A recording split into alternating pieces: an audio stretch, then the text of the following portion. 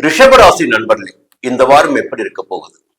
பொதுவா கொஞ்ச நாளா பாத்தீங்கன்னா கொஞ்சம் குழப்பம் இருக்கு உங்களுக்குள்ள. இந்த 11ஆம் இடத்தில் சஞ்சரித்த சனி பகவான் வக்கிரம் அடைந்திருக்கிறார். அப்ப முன்பு போல ஒரு ஆரோக்கியமான நிலை, கொஞ்சம் வருமானத்துல கொஞ்சம் இழுபறி, ஒரு செல்வாக்குல கொஞ்சம் சின்ன சின்ன பிரச்சனைகள், ஏதாவது ஒரு நெருக்கடி வந்துட்டே இருக்கு. இந்த வாரம் நிறைய மாற்றம் வரப்போகுது, பயப்பட வேண்டிய அவசியம் இல்லை. அது குறிப்பா இந்த வாரம் குரு பகவான் உதயமாகிறார். இந்த 9ஆம் தேதி குரு பகவான் அஷ்டமத்திலிருந்து உதயமாகிறார்.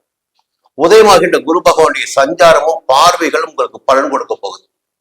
இப்போ முதல்ல பாத்தீங்கன்னா ஞாயிற்றுக்கிழமை திங்கட்கிழமை 2 நாட்களும் சுபிட்சமான நாட்களாக இருக்கும்.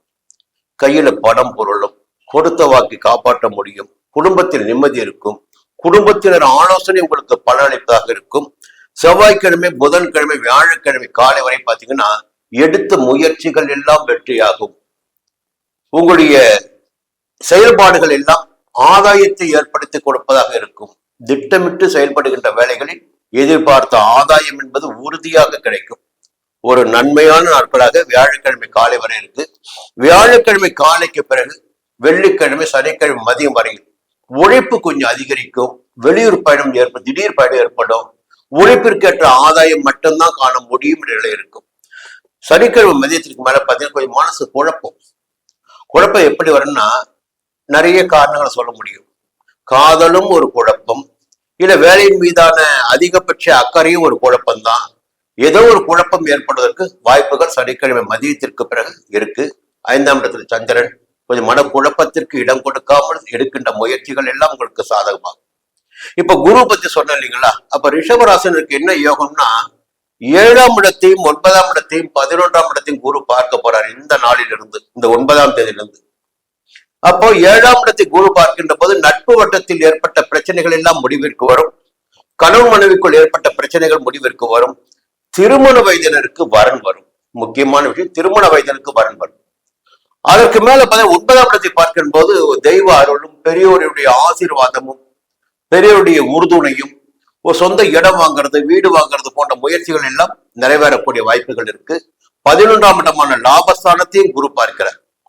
லாபஸ்தானத்தை குரு பார்க்கின்ற போது வரவு அதிகரிக்கும். தடைபட்டிருந்த இடையில் ஒரு சுரக்கம் இருந்துச்சு பாருங்க, அது எல்லாம் மாற்றம் பெற ஆரம்பிக்கும். மீண்டும் வரவு வர ஆரம்பிக்கும். கையில் பணப்புழக்கம் இருக்கும்.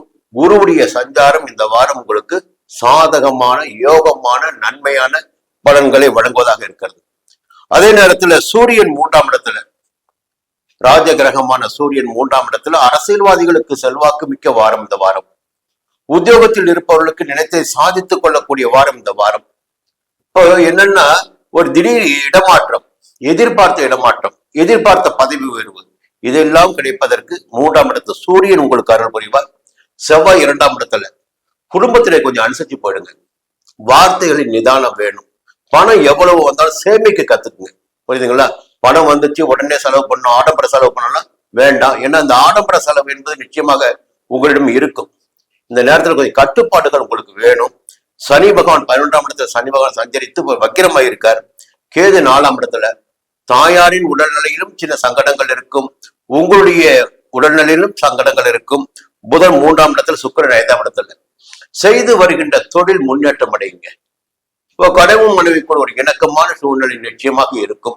ஒரு புதிய பொருள் வாங்குறது, புதிய வாகனம் வாங்குறது, வீட்டிற்கு தேவையான நவீன பொருட்கள் வாங்குவது போன்ற நிலையெல்லாம் இந்த வாரம் இருக்கு. உங்களுக்கு ஒரு புதிய ஒப்பந்தம் இந்த வாரம் கையெழுத்தாகும்.